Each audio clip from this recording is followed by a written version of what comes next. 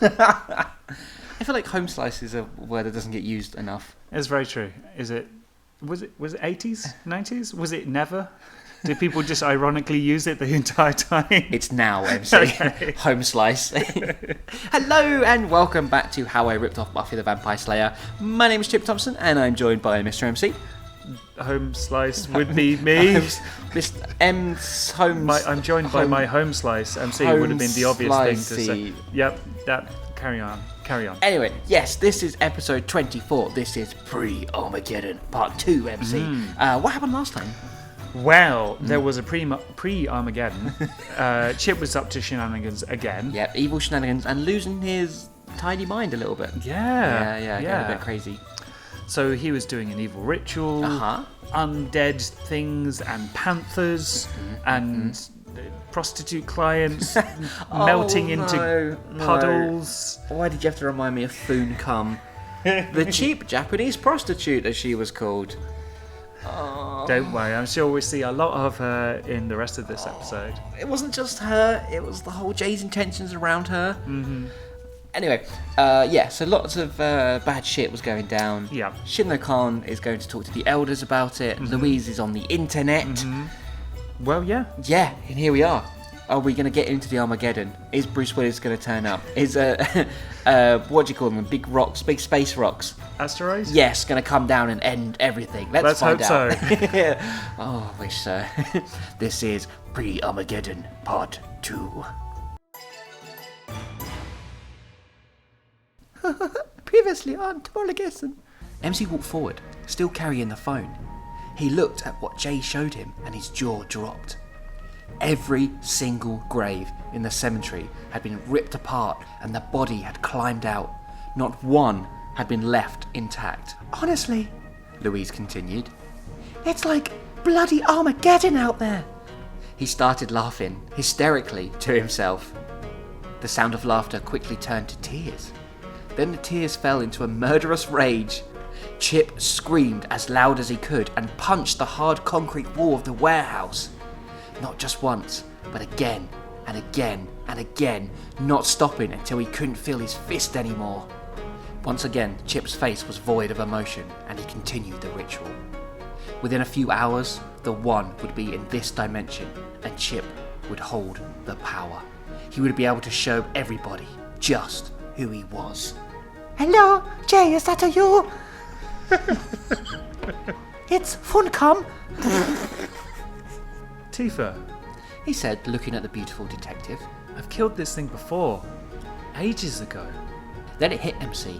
He knew what was happening around town. He just didn't know why. Someone's raising the dead. MC rushed inside the mansion. He was bleeding from his nose and a small cut under his eye. More zombies? Louise asked. MC nodded. Or yawned. You just did. He's tired, it's been a long night. And vampires, and demons, and I think some muggers. Tifa added as she followed MC in. Where's Shinno Khan? He said, he went to talk to the elder type people to see if they know anything about Tokyo going to hell. Louise replied.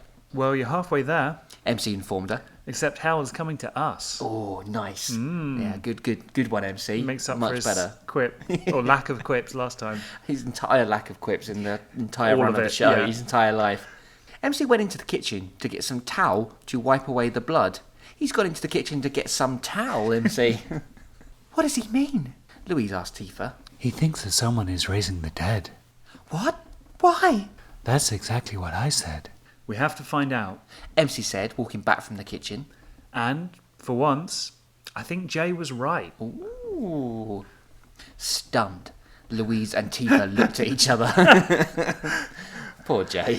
I'm going to assume that they're stunned because MC is crediting Jay with something. Yeah, he's not being an arsehole as usual. Yes. We need to get the books out. He finished. Well, I'm already looking online for this sort of thing, but I'll widen the search to raising the dead.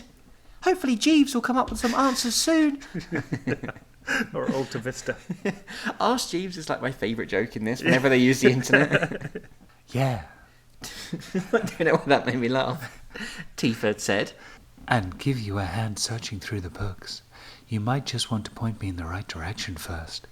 I'm not entirely sure that sentence makes any sense, you know. Nah. I think Tifa's being Tifa again. And teach me how to read.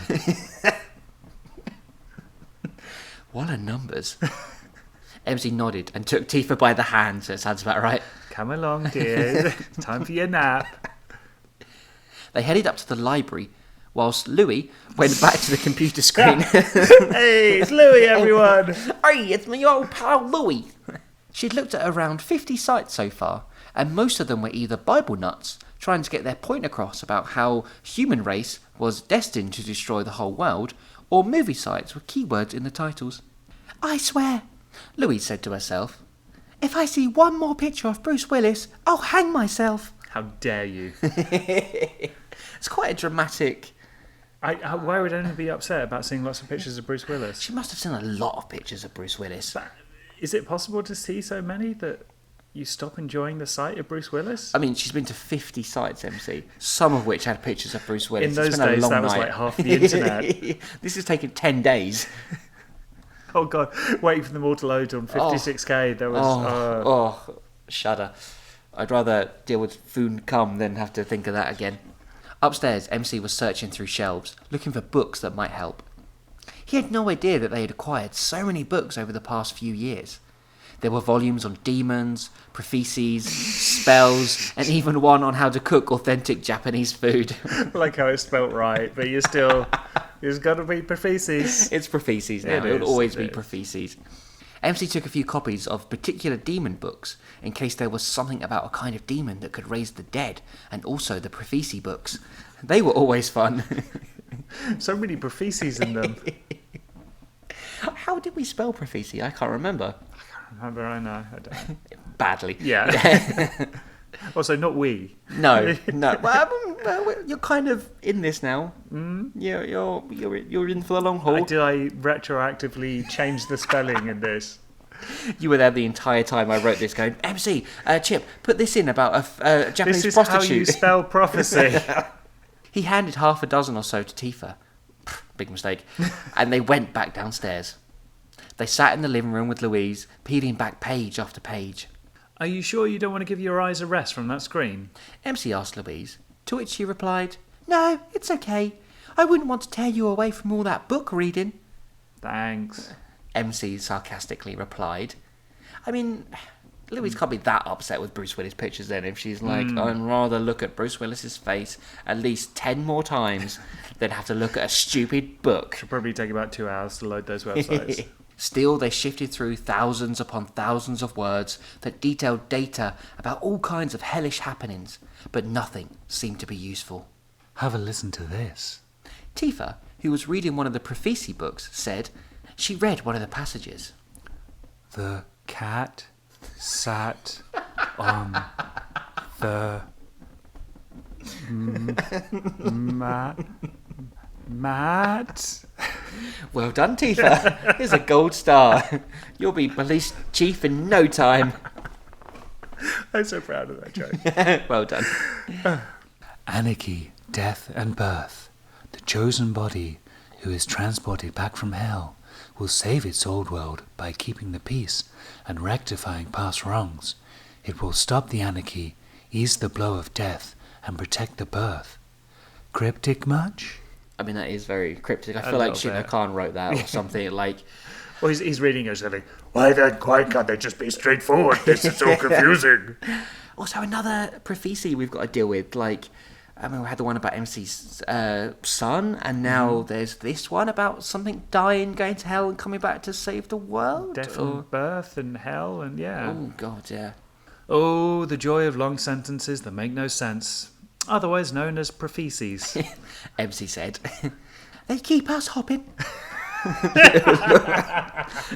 Louise called out from the computer. The group fell silent again. I guess not really sure how to rebound from that one. It had been quiet for about 10 minutes when MC started to get irritated. It wasn't the labour of having to read about demon life cycles and such. It was more like something was missing.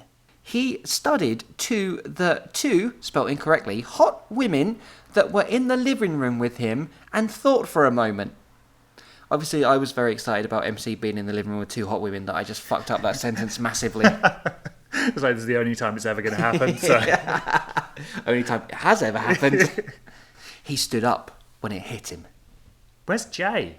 Jay stood outside of the massage parlour. For There we fuck's go. sake. Here we go. It don't really get worse. Jay stood outside of the massage parlour. He was surrounded by women in short skirts and tight tops, most of which were over the age of 21. But Jay knew some were as young as 12, and boy, did they look it. Yay. Playing, is that meant to be humour, or is that meant to be a sort of like really seedy underbelly of the Tokyo backstreets? I think it's seedy underbelly. Good. Yeah, I think it is. I don't think you're joking about child prostitutes. Good. I just don't know at this stage. How old is Funcom?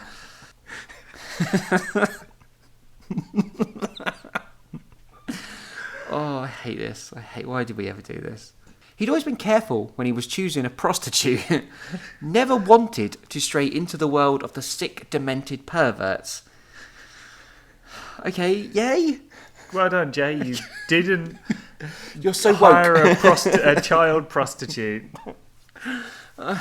Before stepping inside of the building where Funcom worked... I mean, she does work. Yeah. That's a job. Yeah, it is. I don't know why he's... Ugh. Jay took a moment to check his inventory.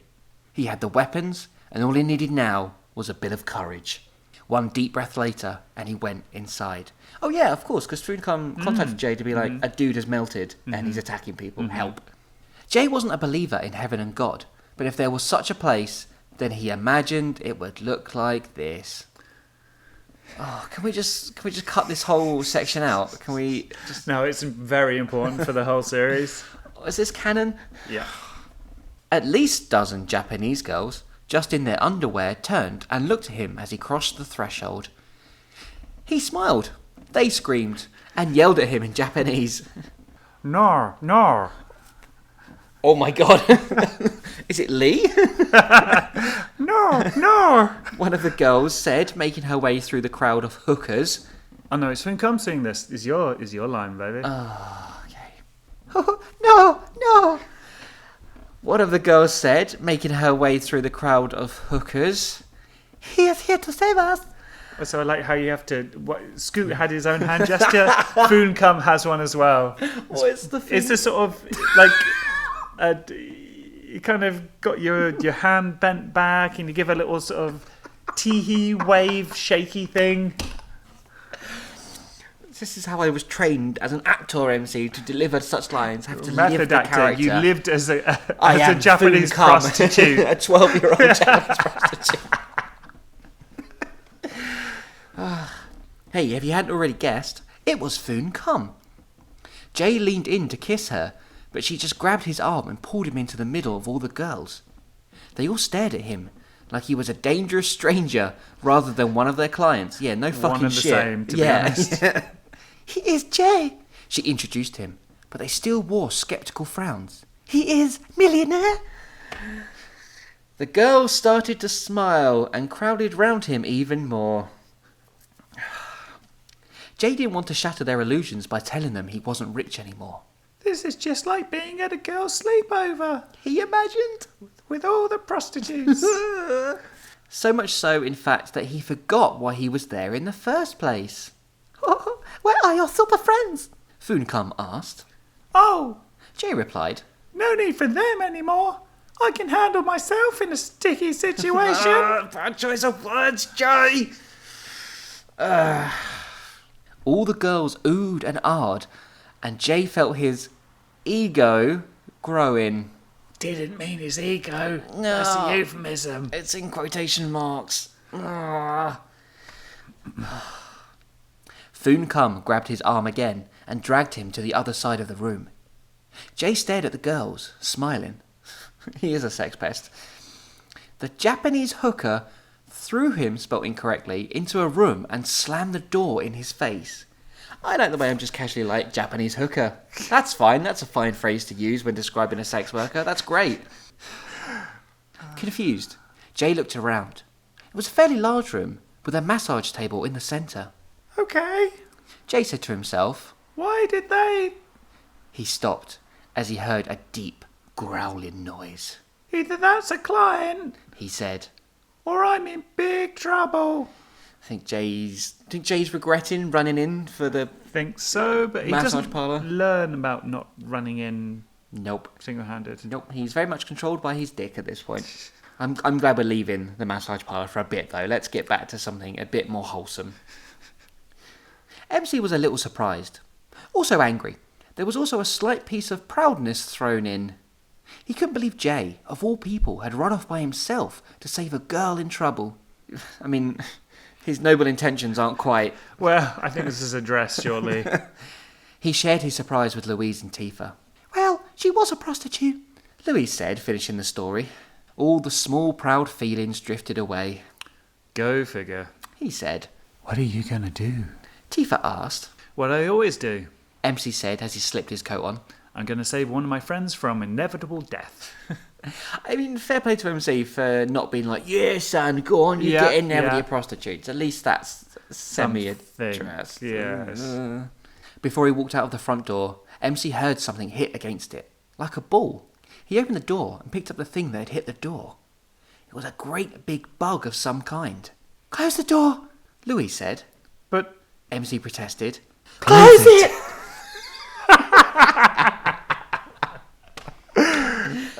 Both Louise and Tifa yelled in unison. MC obliged and narrowly avoided 100 more big bugs crashing into the door. A few moments later, and the banging stopped. MC sat the bug down on the lobby table and looked at it closer. What is it? Louise asked. That's what I'd like to know. Tifa added. I know what it is. MC said, taking a step back. It's a flea. Ugh, that's gross. Ugh, that's really maybe kind of... One that size would kill you, surely. Yeah, giant fleas are that's terrifying. Don't be ridiculous. Fleas are tiny things that live on rats. Tifa said. I feel like there are more ridiculous things in the world than a big flea. It's Tifa. Yeah, She's true. been around vampires and demons and zombies and lizard demons, and now she's like, no, fleas are small. Don't be silly. You haven't seen the size of the rat. MC said as he went back into the living room. Oh, wasn't there something about the Smuckle demons had giant fleas? Oh, that you could shoot or something. Yeah, it was something like that, wasn't it? That was the thing. Little callback to a previous episode. Louise and Tifa followed MC and saw him peel back the curtains. Outside, MC saw it waiting. The Smuckle demon he had killed a few months ago was now standing in his front garden. Wasn't that the one he discussed politics with for hours? Yes, but then killed anyway. Oh, because it eats children, I Or think. bones or something? Bones of the children, something like Yeah. that. But also because things have been raised from the dead. Yeah. The Smuckle demon has been raised again. And made giant for some reason? I mean, it was quite big anyway. It was a big rat demon anyway. I think it's the Was same it size it was. big? Yeah, it was Okay. like a giant rat, and also it's got massive fleas on it as well. Sure, Yeah. okay. Also, a little sidebar. Yeah. I think I've just realised that I've ripped this off from season 4 of Angel. I'm so surprised. Do you remember the Beast? The big red demon thing that Cordelia goes all evil, and this beast attacks, and it's really formidable. Anyway, when this beast thing attacks, there are like all these like plague things. Like there's literally a scene in Angel where these birds start crashing into the windows and doors. Right, okay. So I think I've literally taken that, changed it a little bit, Really? and applied it here. So that's fun. Louise and Tifa also took a look. The overgrown rat stared back with its beady eyes. MC remembered it being quite an articulate creature, but he guessed all that had changed, seeing as it was now an undead demon rat. Weapons all round? It was more of a statement than a question from Louise. Weapons all round. MC retorted. It was very casual from the both of them there. I feel at this point they're kind of used to it. Yeah, mentioned being attacked again by something. Yeah. Also, how did the Smuckle demon know where MC lived? Maybe they've discussed that. Yeah, maybe. Yeah, He I was live in talking this about house dimension. prices. Yeah, He's like, well, you know, mortgages. I live in this area. Maybe MC got some financial advice? Oh, yeah. The weapons room inside the mansion was beginning to look a bit empty. MC thought it might be a good idea to stock up on some new weapons once this whole thing was over. Of course, if this was the apocalypse, then it wouldn't matter. What have they been doing with the old ones? Well, MC took a couple out, didn't he, when he went Did out? he leave them? I guess. Right. And Jay took I suppose they could break and get lost and so on. I guess, yeah. He selected the last remaining crossbow for Louise and took a few large throwing knives. The phone rang again. MC could hear the sound of its ring. Then MC's set his eyes on the one thing that he loved to kill things with. The chainsaw. Yay! He took it down from its resting place and stared at it. The blade was shiny. MC knew this didn't give it the ultra cool edge, but it kept it sharp and in good working order. He attached it to his right arm, where his hand should have been, and walked downstairs. Yay, Ash. Yay, ripping off Evil Dead. I think this is meant to be more of a homage rather than a straight up ripping off. I mean, he's attached it to his hand. That's pretty blatant ripping off. I think the only difference is I think Ash puts it on his left hand. Okay. So, it's different. You can't sue me for copyright. Louise, who was now back at the computer trying to find anything she could, took the crossbow and made sure it was loaded. MC knew Tifa had her handgun, but he didn't know why she was looking at him funny. What's up? Oh, She replied. I've never seen you do that before. She pointed to the chainsaw on MC's arm. Is she getting a bit excited? In the bedroom later. This is who I am now. It's my disability.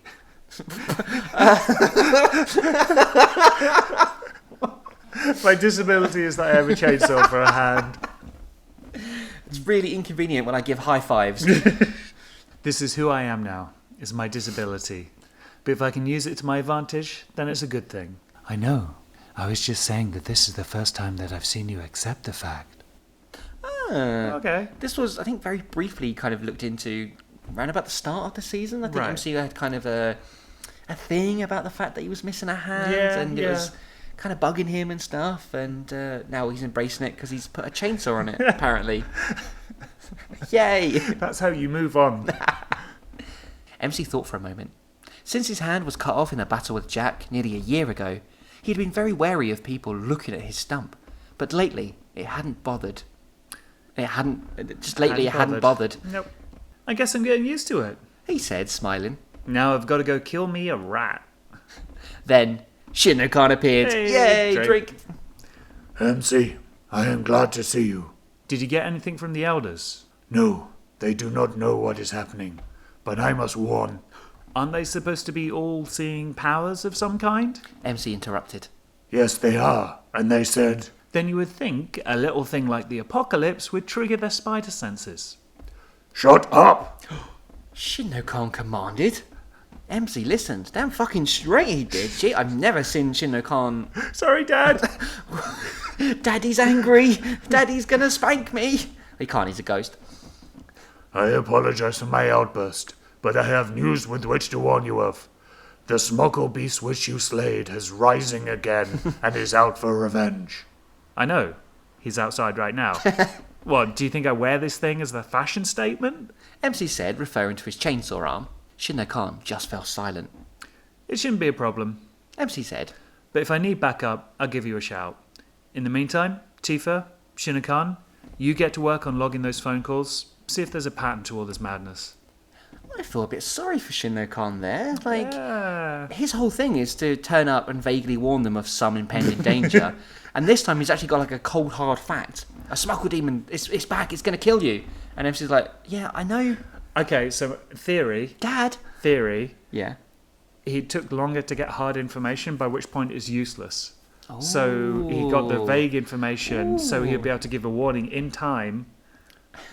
But Yeah. the one time he has actual useful information, it's already too late. You know, once an episode, Yeah. you dig me out of a really big creative and morally ambiguous hole. And I just want to thank you for that from the bottom of my heart. Tifa reached for the notepad with all the incidents that had been reported to the Ninja Ink and got a map and marker pen out of the drawer. Have we referred to them as Ninja Ink before? I can't remember if we have. I like it. I mean, it's not directly ripped from Buffy, so pretty good. Yeah, thanks. MC prepared himself for the fight, hoping the smuckle was all fleed out. The chainsaw revved. Oh, fuck, we're back with Jay. Yay. Oh, for fuck's sake. It wasn't that dark in the room, so Jay couldn't tell why he hadn't seen this thing yet. He was sure he could hear the thing skittering thought. Skittering though, but it does say skittering It says thought. skittering thought, Yeah. which probably meant it was fast. He walked slowly down one side of the room, trying to keep his eyes everywhere. The skittering, followed by a growl, was heard again. Jay checked behind him, but nothing. As he turned his head back, Jay saw it in front of him. He let out a scream. And then hoped the ladies outside didn't hear the girlish cry. Because he's a man, and men can't be afraid of terrifying melted people. No. God, they'd never want to sleep with him if he was a bit scared of a complete monster that was trying to kill him. The thing was like a giant flat pizza with eyes and a mouth. Not forgetting the rows and rows of teeth. It was indeed melting. I just want to play. It says... I'm just sure if that recorded right. I can do it again. I just want to play. It said... I can't have to go back between Yeah. the two voices. Play with who? Jay asked, holding the crossbow tightly. Also, we're just going to skip over. You made the pizza flat demon a member of the Peaky Blinders. Jay asked, holding the crossbow tightly. The pretty ones of your dimension. So, you're not from around here? Oh my god, Jay's going to have a little chat with the Brummy pizza man. The thing growled again, causing 2J to take a few more steps back. No, silly four-eyed human. I am the guardian to the devourer. He's from Dudley. Then why are you here getting a massage? Because The thing moved closer to Jay. I was forced out of the protective tangle of light around the destroyer and forced to take human form. My kind cannot stand your atmosphere for too long, but we can enjoy all the pleasures of a human when we're in this form. Oh, I need a drink.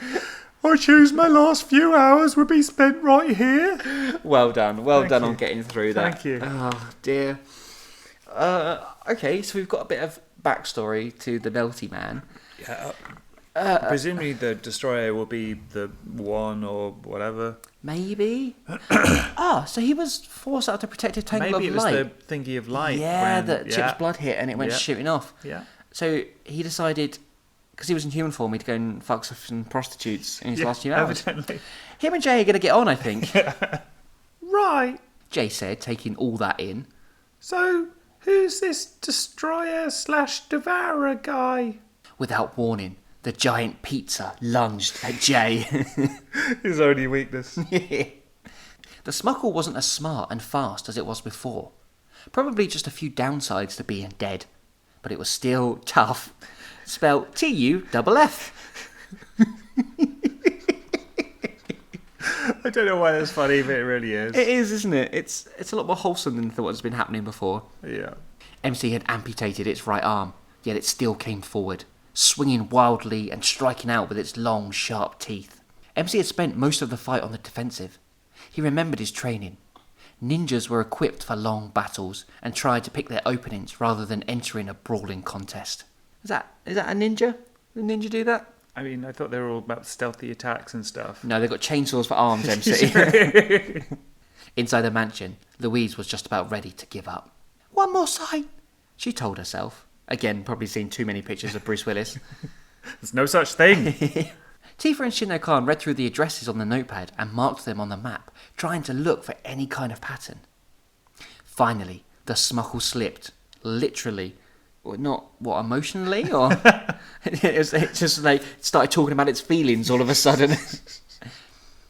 It tripped on a large rock and hit the ground. Not wasting any time, MC sank the moving chainsaw into the rat demon's back. Its blood wasn't the usual Smuckle colour. It was black. To make sure this rodent didn't come back to life, MC sliced through its neck, decapitating it. He went back inside and removed the chainsaw.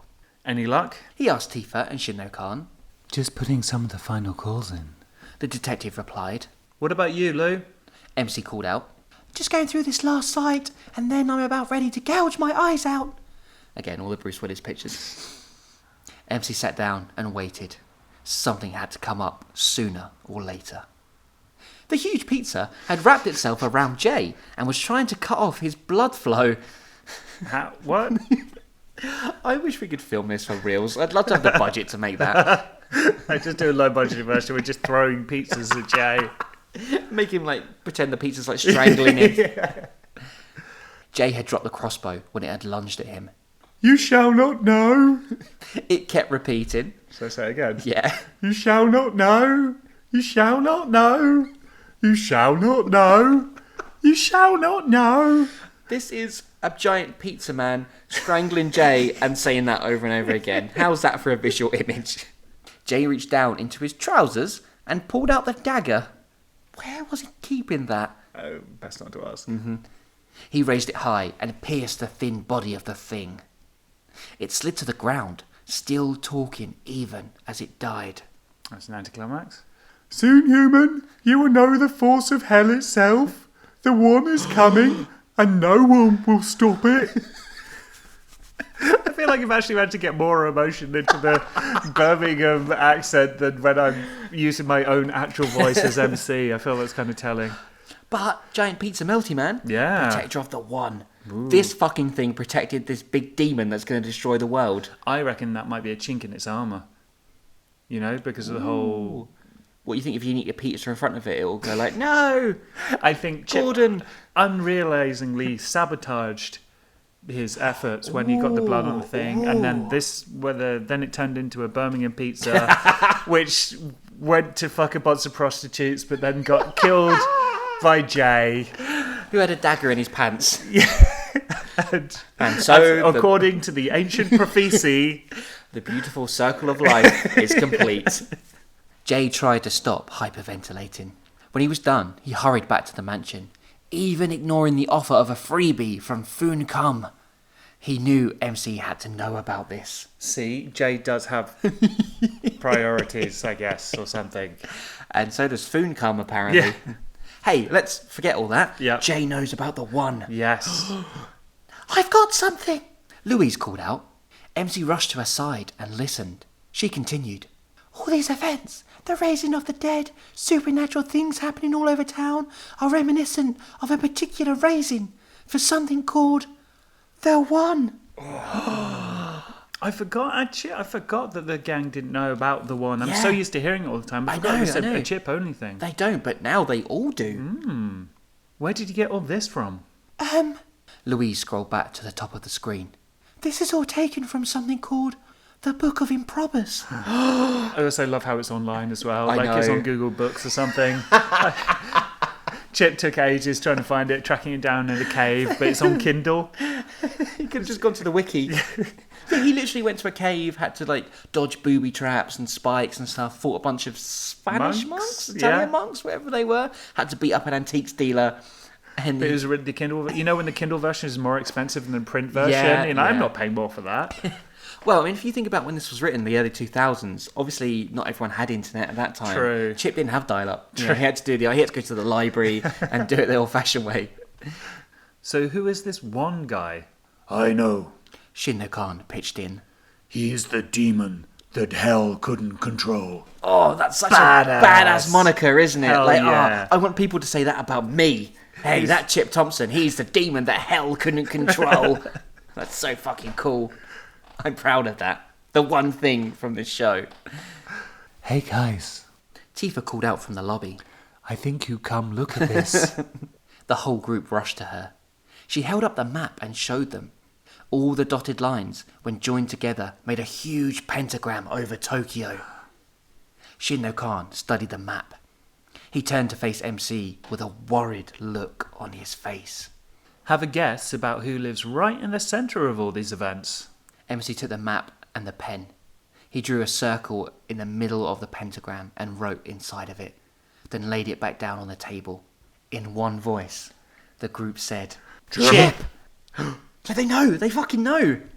They know what is happening. Hell yeah. The gang have found out Chip's master evil plan. Right at the end as well. And if only there had been some way to stop all this before. The ritual had been exhausting, but it had worked. Black and purple light filled the warehouse, and Chip was right in the centre. He said the last few words of the ritual. It caused a huge portal hole to open up. A portal hole. Don't kill the drama. Something stepped through it. and the energy released with the portal shoved Chip back from one side of the warehouse all the way to the other. He hit the brick wall at tremendous speed. Chip struggled to lift his head. In front of him, it stood. Then Chip passed out. To be continued. ... There are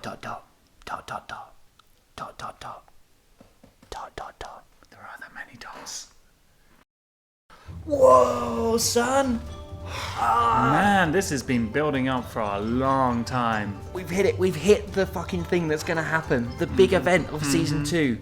The one. He's here. What is he? The one demon that hell couldn't control. That's such a cool line. I kind of wish that was the last line of the episode. That would have gone well. But Chip has done the ritual. Yeah. The one is here. Yeah. How is that for a fucking cliffhanger? Hell yeah. I'm genuinely quite pumped. Yeah. Which is really embarrassing. But I'm quite looking forward to seeing what happens. Man, there's a lot going on. This whole episode and the previous episode as well has really been like, boom, we're here, we're in the end game now. It is time to get to the main event of season 2 of Tomorrow Jason. Things are definitely rolling. Yeah. And I think obviously the most important thing was the Birmingham pizza. But he was the protector of the one. Let's not forget that ever. I'm really glad we didn't get Jay being too much of a sex pest in the massage parlour. Yes. That pleased me. Yes. Maybe the whole thing was a metaphor for men, sexuality and chasing women and being terrible. Don't get an erection or you'll get attacked by a pizza man. That's a bit more Catholic. Like some sort of, I was going to say. God, please don't let me get an erection when I go through puberty, because I don't want to get attacked by the pizza man with the Birmingham accent. That would be fucking terrifying. Yeah, I would never have sex if that had happened to me when I was 13. Hell yeah. But anyway, bringing it back, the one is here. The gang have realised. Yeah. Jay's realised. Yeah. MC has realised. Shinna-Khan, Louise, Tifa, they all know. Yeah. They know it's Chip. Yeah. But it's too late. Yeah. The one is here. Do you think the vessel Bridget is going to come in? Because it hasn't been used so far. Yeah, it wasn't a MacGuffin, wasn't it? But they have kept it. It's in Yeah. a safe, so I guess maybe someone could die and they could bring them back. That could be a I was thing. wondering if MC will get superpowers to fight the one. And go one-on-one with the one. Hey! Should we see what the next week's episode is called, MC? The next episode, imaginatively, is called The One. And I wonder what that's going to be about. No, but this is good as well, because we might actually fucking find out some more about the one. But then, what else do you need to know other than he is the demon that hell couldn't control? Hey, MC. Hi, Chip.